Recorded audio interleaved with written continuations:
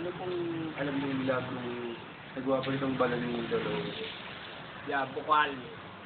Ngayon, wala pa paliguan. Ang tao, lumalaraw. Inayos na laman.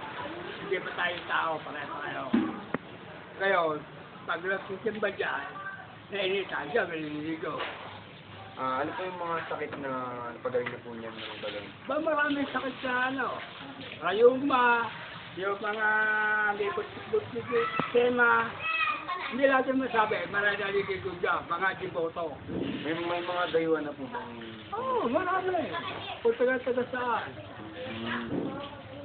Yung tubig, yung Bisaya, napatigil sa Manila, para lang gumaling yung pamilya nila doon,